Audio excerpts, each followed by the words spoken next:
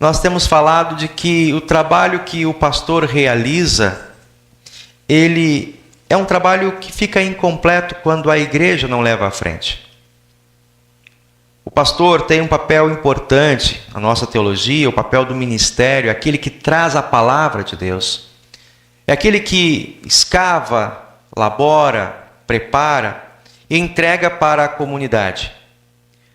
Mas, se essa mensagem recebida, que nos alimenta, que nos nutre, que nos fortalece, ela não é compartilhada, a missão do Senhor ainda não se completou.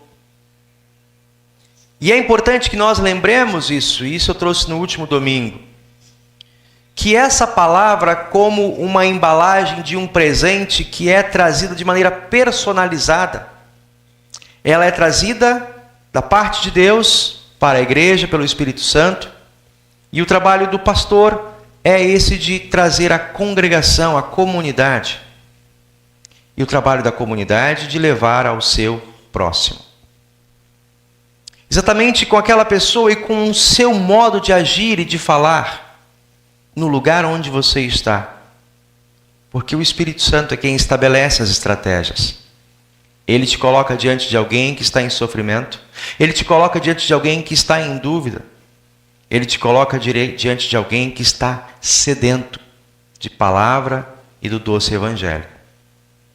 Portanto, sim, cumprir essa missão dos 70 é você que ouve o chamado do Senhor e que obedece a essa voz, ir ao encontro daqueles que ainda precisam ouvir, que ainda carecem desse perdão.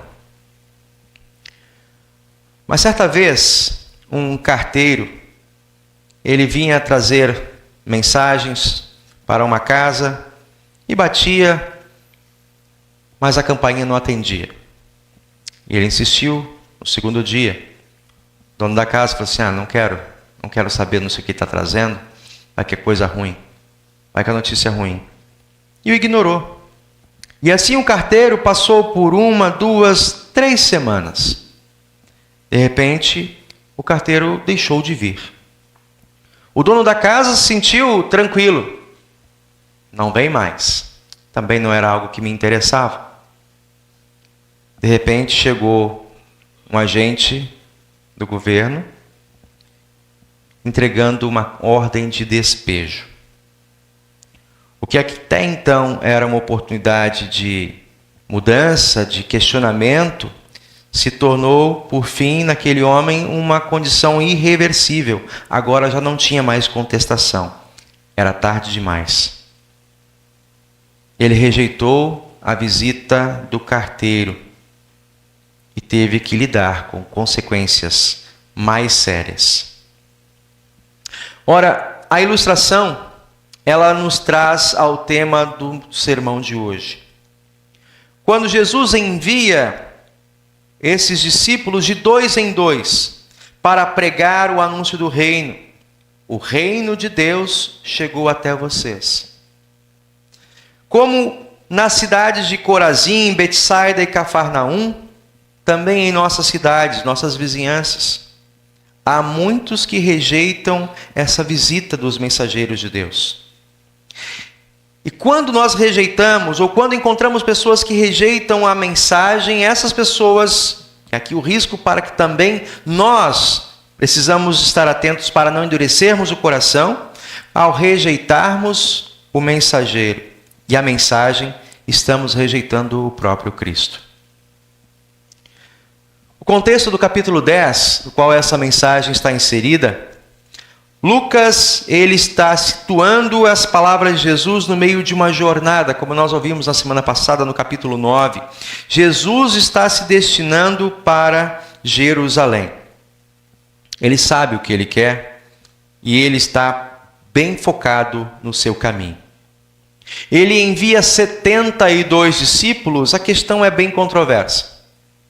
O texto grego aponta 72, mas é um texto que não tem, textos mais antigos têm uma conotação de 70, apontando, aludindo para o texto de Números 11, onde lá, fazendo alusão aos 70 anciãos, representando a liderança e a missão partilhada. Algumas Bíblias, por exemplo, como vocês têm, a Almeida Revista e Atualizada, ou a Almeida Revista e Corrigida, ou até mesmo a King James, ela traz o número de 70.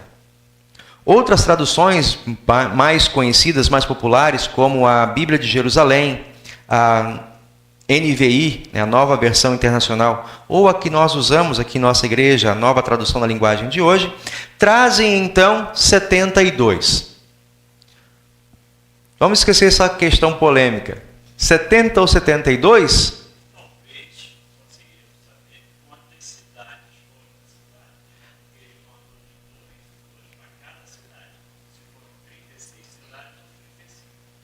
Boa. O texto não entra em detalhes, mas para todos os lugares nas redondezas até a chegada de Jesus em Jerusalém. Eles iam como mensageiros para falar: o reino de Deus é chegado entre nós. E milagres, sinais, por meio desses mensageiros aconteciam. Mas esses sinais era para apontar o olhar e a atenção deles para o Cristo, que era o verdadeiro sentido e propósito daquela pregação. Fato é que nós entendemos esse desembocar dessa missão dos 70 na entrada de Jesus em Jerusalém, quando multidões se dirigiam a ele, reconhecendo como o Messias, o Salvador. Aqueles homens que estavam nessa missão de pregar o Evangelho não faziam parte dos 12, era um grupo, um segundo círculo de mensageiros. Eles tinham essa tarefa de levar a boa nova do Senhor, e a missão era muito clara: proclamar a chegada do reino, curar doentes e, em caso de rejeição, advertir com severidade. Palavras que, ao olharmos para o texto, nos chamam a atenção quando ele diz: se vocês não forem recebidos, saiam da cidade, sacudam o pó das sandálias e diga em todas as coisas, o reino de Deus foi pregado entre vocês. Portanto, o juízo não está em se nós somos bem ou mal recebidos, mas se as pessoas rejeitam a mensagem de Cristo Jesus. Porque isso é dito aos mensageiros quando eles são enviados: vocês estão indo como ovelhas num campo de lobos. O que acontece, Isaac? Quando uma ovelha encontra um campo de lobos? O que acontece, Ravi, quando a ovelha se encontra com os lobos? Será que o lobo sai correndo, ele baixa a cabeça e fica ouvindo o gemido, o mugido da ovelhinha? O que o lobo costuma fazer, Ravi? Só para ver se você está entendendo a mensagem de hoje, o que Jesus está falando. Olha, vocês são como as minhas ovelhas que eu estou mandando para um campo cheio de lobos. Será que os lobos vão fazer reverência? Ou será que os lobos vão atacar, Ravi? Eles vão atacar. Como aquela história que o Ravi deve conhecer, do lobo e os três porquinhos. Ele se levanta contra, Ele assopra, ele quer destruir, não é assim? Pois é.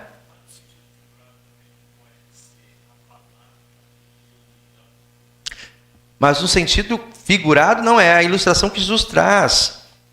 Assim como a ovelha no meio de lobos não pode esperar que eles a reconheçam, que eles a reverenciem, pelo contrário, eles querem devorá-la, eles querem destruí-la. Fala sobre o nosso trabalho como igreja. A gente está numa cidade que tem uma grande maioria, vocês viram no início do mês passado, os dados do censo religioso, o grande número, quase 80% da cidade do Rio de Janeiro, ela é cristã. De pessoas que se identificam ou católicos ou evangélicos. Os luteranos estão ali no meio. Cristãos cristãos. Uma grande maioria cristã, mas em outros lugares, outras cidades, Brasil afora, essa estatística ela é inversa. Há uma grande proporção de pessoas que são aversos à fé cristã.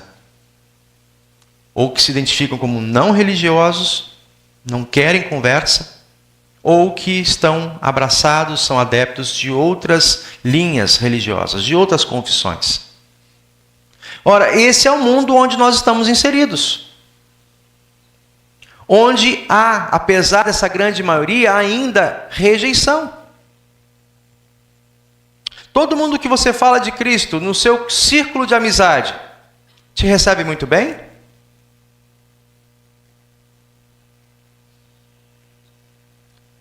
Pelo menos numa proporção de 8:2? Porque 80% é cristão. Cristão para cristão, ok, que legal, estamos juntos.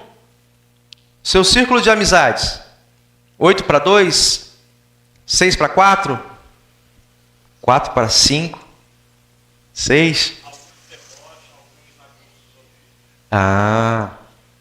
Mas é isso.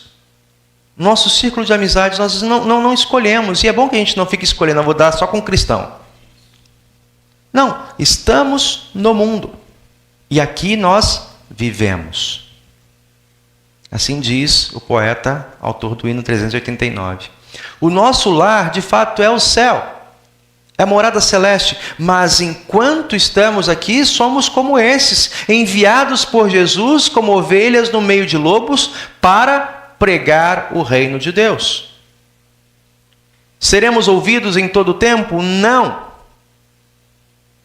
Não entremos também em tristeza, em lamento. Oh, não fui ouvido. O Senhor está alertando. Não serão ouvidos em todo o tempo.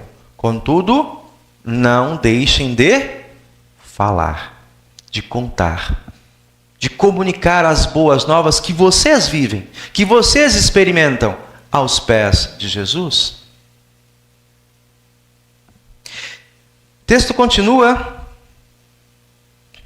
continua ainda, quando Jesus fala, trazendo a evidência da lei de Deus. A carta, muitas vezes como cartas ignoradas, quem rejeita o evangelho negligencia a única mensagem capaz de salvar. A incredulidade, o desprezo ao culto, o abandono à palavra de Deus, o abandono aos sacramentos, não são meros deslizes. São pecados sérios que colocam o pecador sob julgamento. Quando a gente faz a instrução, de novos irmãos que estão chegando, e que precisamos também fazer com irmãos que já estão há muito tempo, as nossas confissões no Catecismo Maior de Lutero, ela é muito contundente. Lutero dá uma sacudida para quem vai estudar, dizendo assim, olha, se você acredita que é cristão, mas, tendo condições, rejeita o sacramento do altar, não pense que é pouca coisa. Pois no sacramento, Cristo está presente. Assim como no batismo, é Deus agindo. Portanto, aquele que, eu sou cristão, mas não quero ser batizado. Ou eu sou cristão, mas eu não quero participar da Santa Ceia. Há de se perguntar com seriedade, que tipo de evangelho eu estou querendo? Que tipo de cristianismo eu estou querendo para mim? Porque não é possível desvincular uma coisa da outra. Nós vivemos hoje um movimento, acho que um pouco mais reduzido, mas ainda um movimento forte acontecendo dos chamados desigrejados. Aqueles que dizem, não, eu sou de Cristo, mas eu não sou da igreja. Eu sou por Cristo, mas eu não sou pela igreja. Essa afirmação que nós ouvimos constantemente, ela é trazida à luz dessa palavra para entender. É possível, de fato, nós nos desvincularmos, ou vincularmos a Cristo e nos desvincularmos daquilo que Ele oferece? Batismo, palavra, sacramento, ou Santa Ceia? É algo que, na concepção do texto e também das próprias confissões, não é possível. É uma confissão meio que cortada, né? Cooptada, reduzida, porque aquele que abraça o Evangelho deve abraçá-lo em sua totalidade, abraça o próprio Senhor Jesus. Aquele que acolhe a mensagem, acolhe o próprio Cristo, e quem acolhe Cristo, acolhe o que de Cristo recebemos, no sacramento da ceia, também no santo batismo. Por isso, o texto nos fala sobre esse encontro com o Senhor, de recebermos a paz. Quando entrarem numa casa, digam àquelas pessoas: paz esteja com vocês. Que tipo de paz? Eu estava enquanto pensando, que tipo de paz? Nós estamos vendo aqui acontecendo o BRICS no Brasil, estão vendo nessas discussões que estão para acontecer hoje, né, com os líderes de governo, as preocupações. Por quê? Porque os integrantes, boa parte dos integrantes, são líderes de países que estão em conflito declarado. O desejo de paz é algo que está ali também na discussão. Mas que paz? A ausência de conflitos, a ausência de guerra, eles são capazes de fazer isso? Não. Que paz é essa quando nós olhamos para a história da igreja, especialmente do primeiro século, quando, por declararem a sua fé em Cristo Jesus, eram perseguidos, lançados no meio do estádio para servirem de entretenimento para corações endurecidos. Cristãos eram mortos, literalmente diante de feras, ou crucificados. Eram colocados como candeeiros para iluminar a noite de Nero. Que paz! Não é a paz como o mundo promete dar, mas a verdadeira paz que está em Cristo Jesus. Porque quer com saúde, quer em tempo de bonança, quer em tempo de escassez, Cristo Jesus, quando segura a nossa alma, como pregamos na semana passada, nós temos verdadeira paz. Nós podemos descansar, porque Ele venceu o diabo, a morte, ressuscitou e garante: quem nele crê tem a vida eterna. Essa é a verdadeira paz. Essa é a paz que o Evangelho vem trazer para você em dias de alegria, em dias de prosperidade, mas também trazer para você em dias de dificuldade ou num leito terminal. A paz que reside em Cristo Jesus. Essa é a paz que a igreja precisa comunicar ao mundo.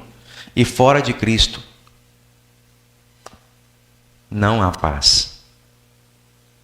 Porque nem por mérito nosso, nem pelo nosso esforço, nem pela nossa história, nossa estirpe, eu sou neto de. Não é por isso que reside a verdadeira paz. As leituras de hoje e as demais leituras nos apontam isso, meus irmãos. Quando o texto de Isaías, capítulo 66, nos diz, ele nos traz a restauração de Sião como um consolo maternal. Assim também, aqueles que são enviados por Cristo são parte dessa restauração. A paz que foi anunciada ecoa de Jerusalém para todos os confins. O consolo de Deus é anunciado por meio do mensageiro do reino, Cristo Jesus. E nós vemos no final do texto, quando eles voltam, os mensageiros retornam até Jesus, algo que está encantando os seus olhos. Senhor, enquanto pregávamos, os demônios fugiam de nós. Enquanto nós pregávamos, pessoas eram curadas. Nós realizamos milagres fantásticos. E não é assim que acontece ainda hoje? Aquela igreja ali, nossa, quase cai fogo. Quando vem, o pastor tenta, mas às vezes aquela Dona Maria que vem, aquela irmã. Ou quando você vê o anúncio na TV, venha para a campanha. né? Vai tremer o céu e tremer a terra às 3 horas da tarde. Tem que marcar.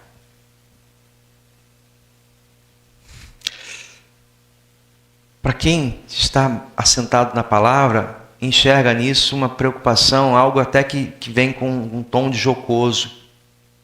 Mas para quem está no desespero do mundo aí fora, em que os olhos estão buscando o que é espetacular, o que é diferente, aquilo que não é do dia a dia. Quando eles voltam para Jesus contando essas maravilhas, Jesus traz uma resposta interessante, não sei se vocês perceberam, mas aqui tem um prenúncio da sua existência. Ele diz: eu vi do céu o diabo, Satanás, sendo lançado como um raio. Eu vi. Ou seja, todos os elementos feitos espetaculares de exorcismo, de cura, de livrar do sofrimento, que os discípulos estavam aqui relatando, Jesus disse: nada disso me enche os olhos. Eu vi. Eu estava lá, na grande batalha, no grande conflito que houve no céu, quando o diabo derrotado foi lançado para baixo. Eu vi. E a maior de todas as notícias, que quebra a expectativa, né? Não fiquem assim, espantados, felizes, porque os demônios fogem de vocês. Isso acontece por causa da autoridade de quem? Do pregador? Não, do próprio Cristo.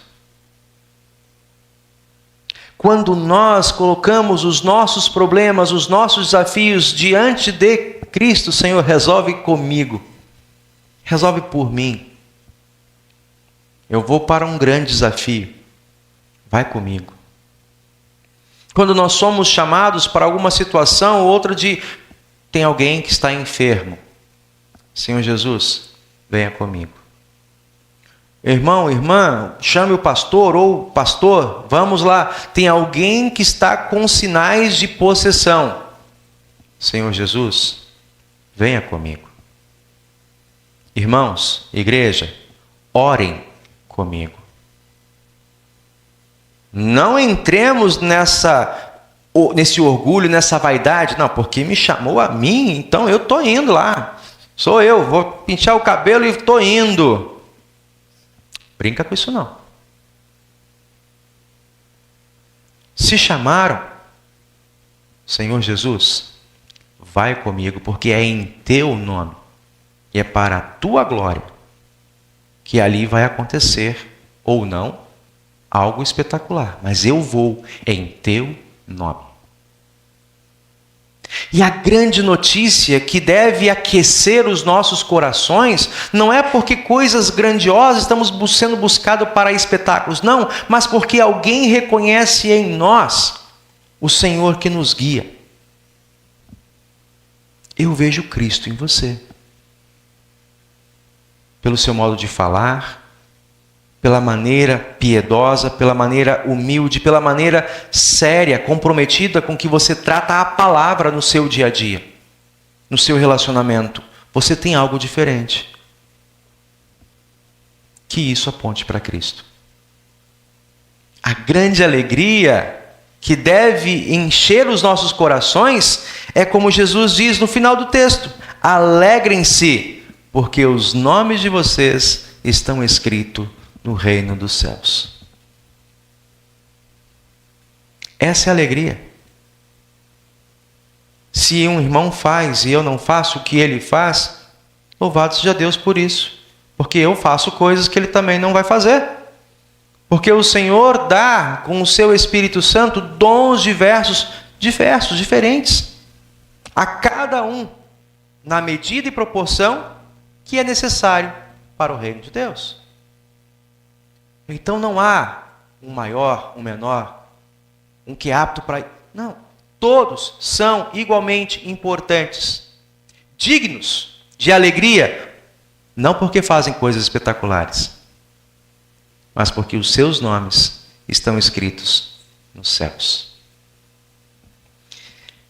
E a missão é urgente, meus irmãos.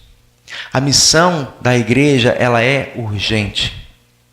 Para vocês terem uma ideia como nossas confissões trazem isso e levam isso tão a sério. Por exemplo, nas nossas confissões é dito que não existe igreja sem missão.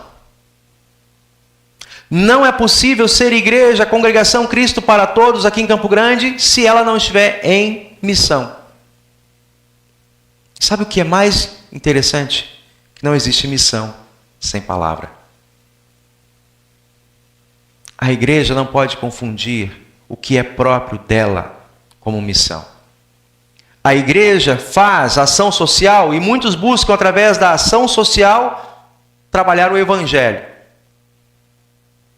E muitos acabam abraçando o meio social porque é um meio que a gente consegue obter recursos para a manutenção de uma administração, de uma equipe de trabalho, só que acaba esquecendo aquilo que é fundamental.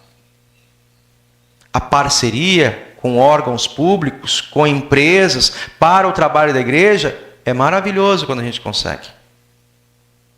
Mas, se esse canal de acesso de recursos não vem, de onde é que a igreja precisa, de fato, reconhecer, entender o seu papel e a sua expectativa? É das ofertas. Da minha oferta, da tua, da nossa oferta. Esse trabalho, quando nós, com pessoas, com presença, com recursos, nos colocamos em marcha para fazer que essa notícia alcance o Ravi, o Isaac, crianças, ou como a dona Teresa, dona Josefina, idosos, para alcançar professores e para alcançar pessoas simples. Esse é o desafio da igreja. Comunicar por meio da palavra que Deus dá, por meio dos sacramentos que Ele nos entrega. Esse anúncio de urgência é tempo de arrependimento. O reino de Deus está junto de vocês. E cada dia que passa, o relógio faz tic-tac, tic-tac. O Senhor vem sem demora. Que nós que já fomos alcançados pelo Senhor, guardemos o nosso coração firme, seguro e disposto para pregar essa mensagem. Com o nosso jeito de falar, com o nosso jeito de agir.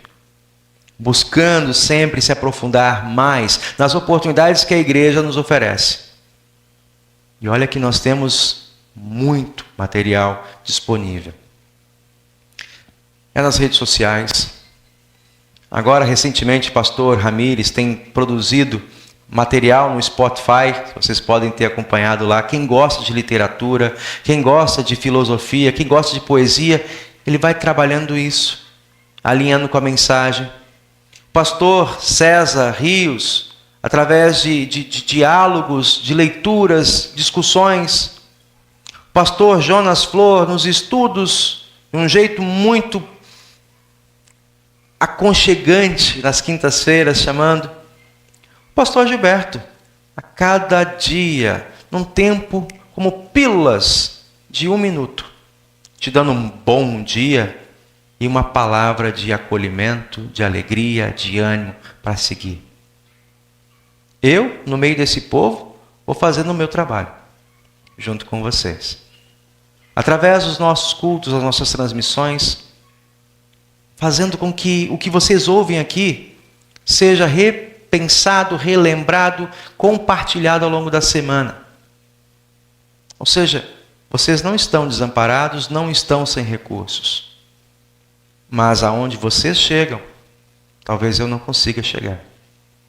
A maneira como vocês comunicam, talvez eu não consiga comunicar de maneira efetiva para alcançar um coração confiante. Talvez eu possa ouvir, possa dizer, comunicar a essas pessoas, mas a partir de vocês. Que nós lembremos disso, sempre. Nós somos peças importantes. Que o Senhor prepara, capacita e envia. De 2 em 2? Sim. Nunca vá sozinho. Se você tem um trabalho de missão, ore. Chame alguém com você. Peça a um irmão que ore enquanto você vai visitar outro. porque nós não estamos sozinhos. O trabalho da igreja é sempre feito em parceria, acima de tudo, com Cristo Jesus. Amém.